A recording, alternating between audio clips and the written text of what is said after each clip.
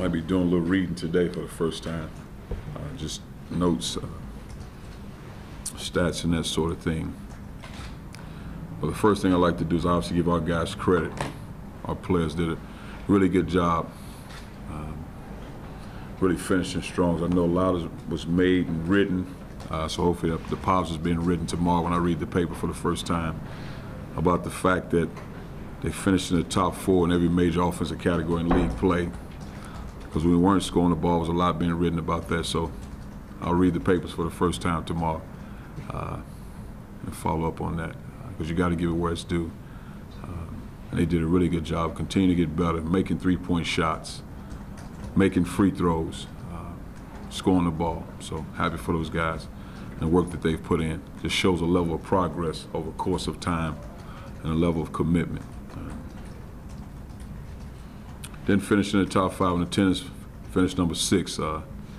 Hate to say it, Indiana beat us out. It's hard for me to say that, coming from where I come from. But give those guys credit for doing it.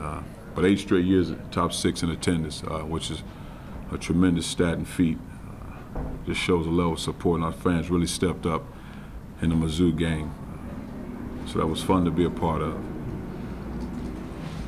You know, the thing we looked at last year in scheduling, because you want to schedule a good schedule. You want to be smart when you schedule. We went to the Puerto Rico tournament. Oklahoma State was the top 15 team. UMass is a very good team. Went on the road to Virginia. Went on the road to Georgetown. Came up short in those games, but felt like it was something we had to do. We'll play a couple road games this upcoming season. Against quality opponents. I just think it's what you need to do to be successful. Gauge yourself, because those are some of the things that the NCAA committee talks about when you talk about strengthening the schedule, and we did that. Played a very talented Wichita State team, Xavier teams here at our home. We'll go to their places next year, so thought that was good. But also when you look at leagues, when you talk about top 100 RPI, I think going into this past weekend, I haven't seen the updates. The Big East had 11 teams, and not RPI top 100. I think the SEC, the Big Ten, both had 9. I think one other league had 9. ACC had 7. Big 12 had 6. So when you're talking about a league is down, that doesn't sound like it's down to me. And it's just unfortunate, because you see the way this league is really finished down the stretch. And then when you hear a bad loss for Tennessee was Georgia, you see the way Georgia's playing. Georgia's a very talented team, probably one of the better defensive teams, especially down the stretch of a season. But because they got out the gate slow, trying to find an identity, similar to us last year, and you see the way they finished as the season went on, lost at the buzzer at Alabama. It's unfortunate that's considered a bad loss.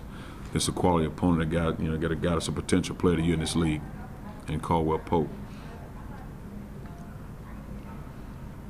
Tennessee and Florida, only 2 teams finishing in the top 6 and scoring offense and defense, shutting guys down on defense. Tennessee and Florida. Good stats. Guys did a good job.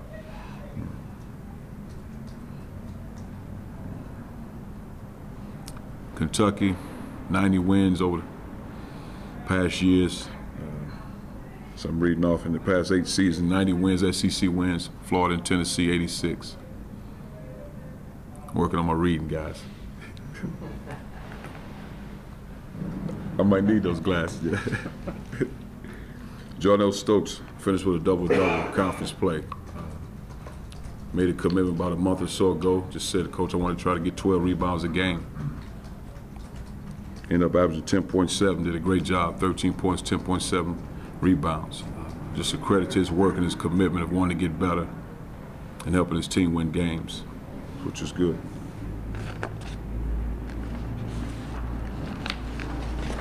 Scotty McBee in the top 10 in three-point shooting. Happy for him.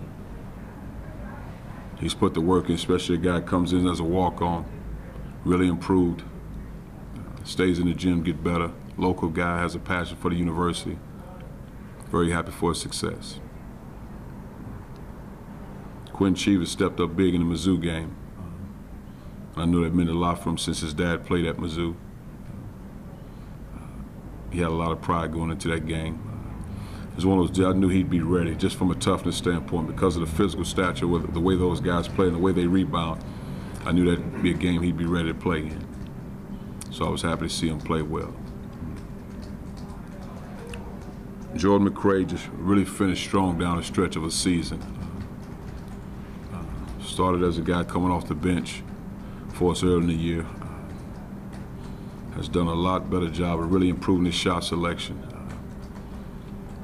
Pace to the game, competing, his passion for the game, understanding of the game. But he spends a lot of time watching film, wanting to get better. And that's why you see the results, and that's why, you know, I say he's the player of the year in this league because of what he's done.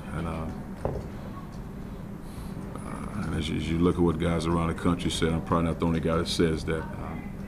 But it's just a credit to his work and his commitment. A guy has to go to the small forward position, the shooting guard position, the point guard position, and still continues to grow. It takes a lot of hits for a guy with a slight frame. Never seems to miss practice. An ankle sprain won't slow him down. Had a cut on his foot one game, continued to play.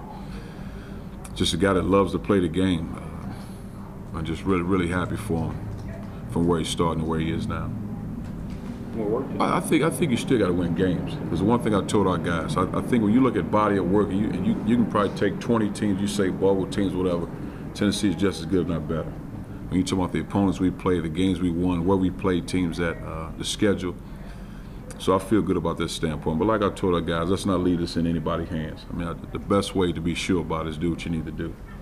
Well, I think it's a combination, but I wouldn't necessarily say it's all guards because, you know, last season, Jarnell Stokes and Jerron Mayman probably had the most turnovers from a percentage standpoint.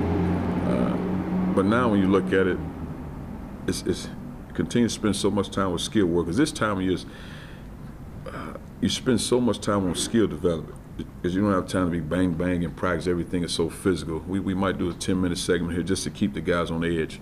And I think that's where we have some slippage in games late in the season because we don't spend so much time on physical contact because you don't want to get guys injured. But we spend more time on offensive skill work, guards and bigs, getting shots up. And that's why, you know, it's better. But the guys continue to grow. You're playing with each other. I wouldn't necessarily say it's the four-guard lineup. I just think it helps when you have multiple guys that handle the ball and can make decisions. But Jarnell handles just as much as those guards. I just think it's getting familiar with the offense, having the pace to your game, slowing the game down, better spacing. You know where your shots are coming from. Then you have better results. Just being in them, you know, you got to have fresh legs. Like right now, we got to find another guy off the bench. He got to give us production. And I think that guy's DeMontre. We got to get DeMontre. I think he's got to be the next guy for us because he has the ability, skill, and the makeup. We need another set of legs out there. But as far as anything I've learned from the past, no, because this time I'm one of those guys, you got to have fresh legs. You can't go out there trying to practice an hour, 2 hours, 3 hours. It's a long time. And you get bogged down, especially with our key guys. They got to play major minutes for us.